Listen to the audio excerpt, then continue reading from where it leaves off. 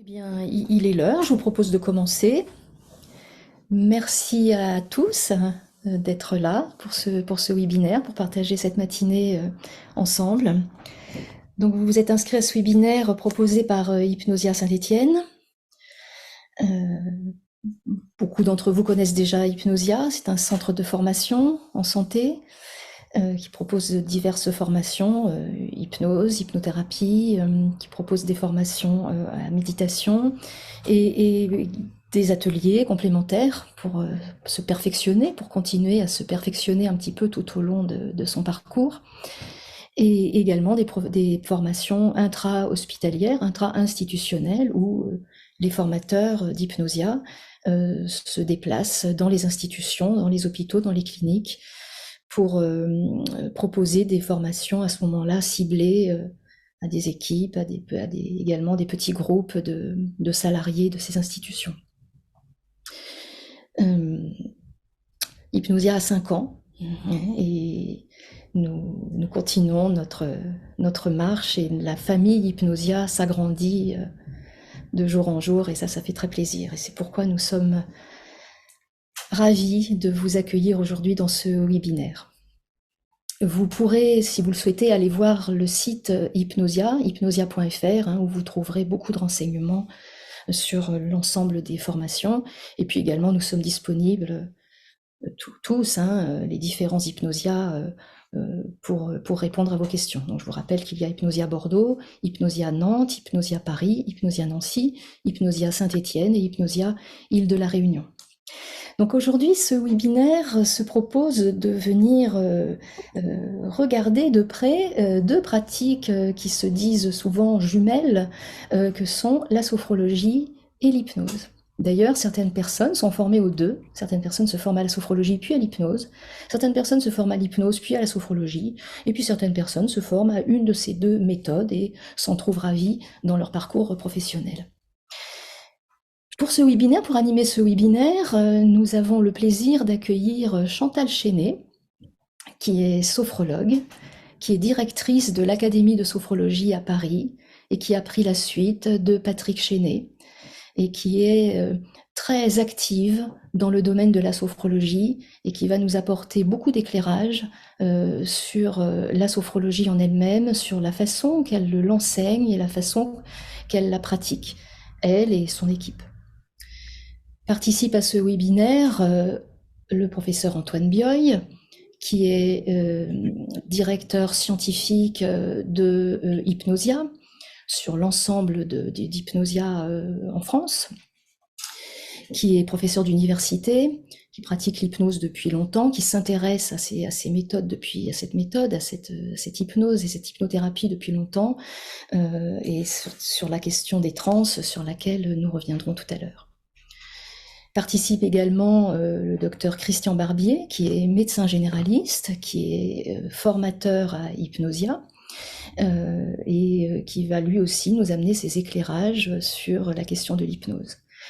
Christian, comme moi, nous sommes formés à la sophrologie et à l'hypnose. Nous avons été formés d'abord à la sophrologie et ensuite à l'hypnose. Et puis je me présente également, je suis psychologue clinicienne, et je suis responsable de Hypnosia Saint-Étienne. Et je travaille avec toute l'équipe Hypnosia, également certaines personnes qui ont rejoint ce webinaire. Donc Hypnosia est une école, un centre de formation très actif, très vivant, et nous y travaillons, je dirais vraiment, c'est vrai, quotidiennement. Voilà, donc merci beaucoup. Je vais donner la parole à Antoine Bioy, qui va nous faire un cours rapide historique pour mettre la base un petit peu de la suite de ce webinaire. Antoine. Merci Nathalie. Bonjour à chacun. Comme vous avez pu le noter, quelques secondes techniques. En fait, les micros sont coupés simplement pour éviter les bruits parasites intempestifs, mais vous pouvez bien sûr poser les questions, notamment dans le chat. Donc effectivement, merci d'abord à Hypnosia Saint-Étienne et à Nathalie d'avoir organisé cette journée. Merci beaucoup à Chantal Chenet d'avoir également répondu immédiatement présent à l'idée de ce webinaire et de ce moment de partage et de dialogue, comme on essaye effectivement maintenant de le mettre en place. On avait eu une première édition avec la méditation de pleine conscience, maintenant avec la sophrologie, mais c'est vraiment l'esprit du dialogue en fait que l'on essaye de mettre en place entre les pratiques. Dans notre culture occidentale, puisqu'elle est généralement nommée ainsi, il est clair maintenant, avec les niveaux de preuve que l'on a, que les pratiques de conscience modifiée, qu'on appelle aussi parfois les pratiques de transe, ont en fait toujours accompagné la question du thérapeutique et sans doute aussi la notion de bien-être. Et on a comme ça, en tout cas depuis l'apparition de l'écriture, on a dans les premiers traités et écrits la mention d'exercices qui étaient proposés aux patients selon certaines indications, qui jouaient parfois sur la distraction, parfois également sur une forme de rêverie un petit peu active, et d'autres pratiques étaient également proposées, notamment avec le souffle ou à travers un certain nombre de postures.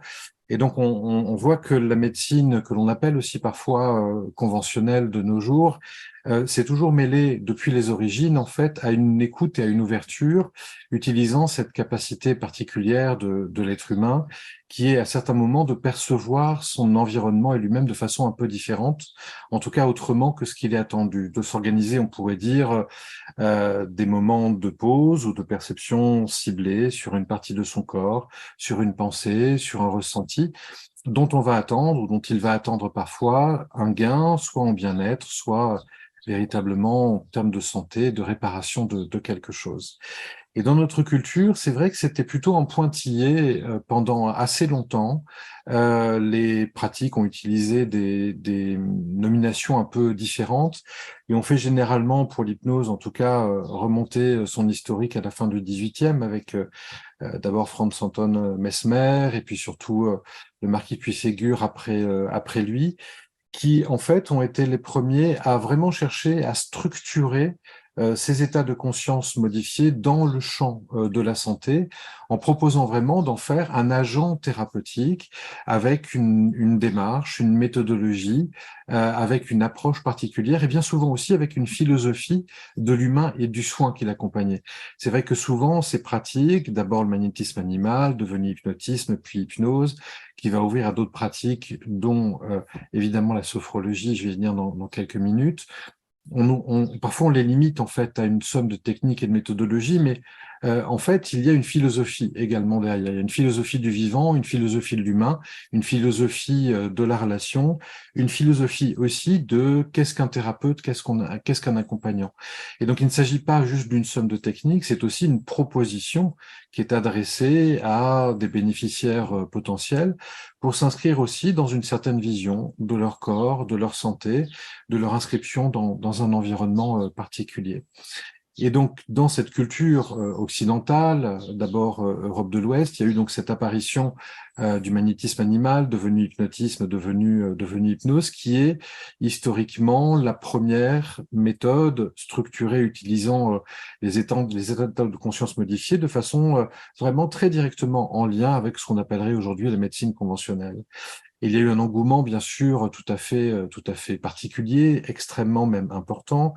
Ça a joué également, je parlais du niveau philosophique, mais ça a joué aussi au niveau sociétal, et notamment, il y a des écrits d'historiens qui soulignent l'importance de ce mouvement, de ce courant du magnétisme animal devenu hypnotisme, notamment sur la Révolution française. Et il y a des écrits tout à fait sérieux d'historiens qui montrent combien également cette philosophie particulière, c'est-à-dire un soin centré sur les capacités de tout le monde, c'est-à-dire y compris les paysans, il y avait également accès, un soin qui pouvait également être transmis, utilisé par la personne elle-même, la fonction également de soignant qui n'était pas réservée qu'à une élite, mais qui pouvait également être ouvert à des personnes dans les villages, par exemple.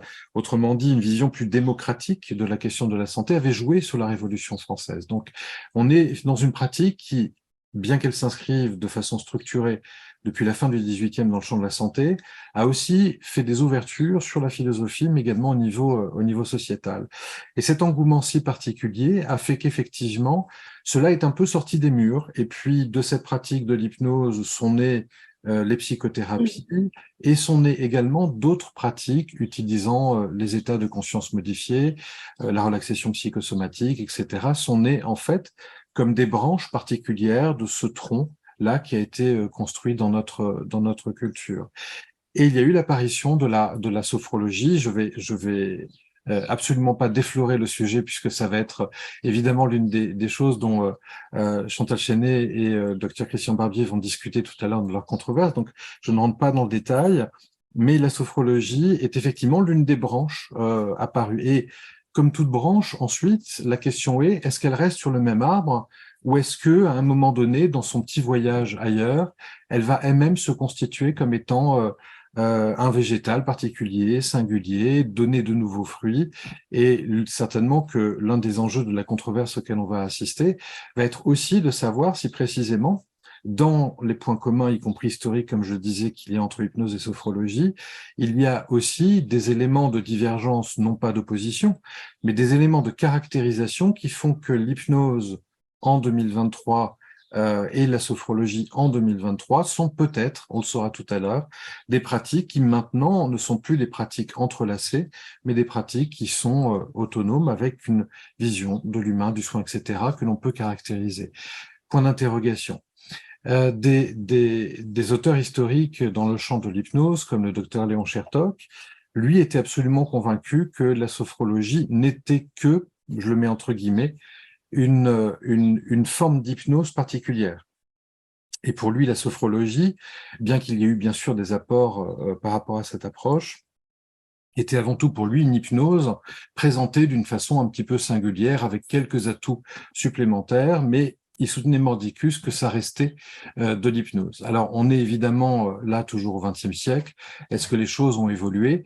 Moi, je suis très content comme je disais tout à l'heure, de l'acceptation de Chantal Chenet, de l'acceptation également des intervenants de ce matin et de cet après-midi en présentiel, du fait que Nathalie ait également pris ce sujet à bras-le-corps, parce que je trouve que c'est un vrai sujet.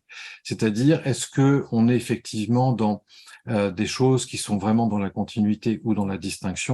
Quel est l'intérêt de ça? C'est que si effectivement on est suffisamment dans la distinction, on peut apprendre l'un de l'autre. Si l'hypnose et la sophrologie ont des points de caractérisation suffisants, ça veut dire aussi que la sophrologie peut apprendre à l'hypnose et l'hypnose peut apprendre à la sophrologie. Autrement dit, arriver à un dialogue fécond. Et ce dialogue fécond, qui prend naissance justement dans ces interrogations un petit peu historiques, ben c'est celui auquel on vous invite ce matin et auquel Christian et Chantal vont répondre tout à l'heure. Et je tiens encore une fois à la remercier parce que l'exercice est complexe. Hein. Construire une controverse, la mener, c'est beaucoup plus compliqué que d'autres formes de dialogue que l'on peut avoir, ou voilà, et mener une controverse, c'est-à-dire justement aller vers ce dialogue fécond pour que quelque chose puisse en être, et loin d'être un exercice simple. Et j'allais presque dire, à notre époque, non seulement c'est loin d'être un exercice simple, mais ça devient un exercice rare aussi. Souvent, on se construit maintenant contre quelque chose ou en opposition à, ou avec l'absolue certitude que notre position est la bonne. Et donc, d'avoir ces espaces-là de dialogue fécond sont devenus aussi quelque chose, on va dire, qui se raréfie. Donc, merci encore à Nathalie d'avoir organisé cette journée. Merci encore d'avoir accepté pour les intervenants d'y participer. Puis je vous souhaite à tous, toutes les personnes qui vont participer à ce webinaire en tant que participants et d'avoir votre perceptivité, votre sensorialité et vos neurones aussi activés par ça. Merci également de votre présence et d'avoir répondu à l'invitation qui était lancée.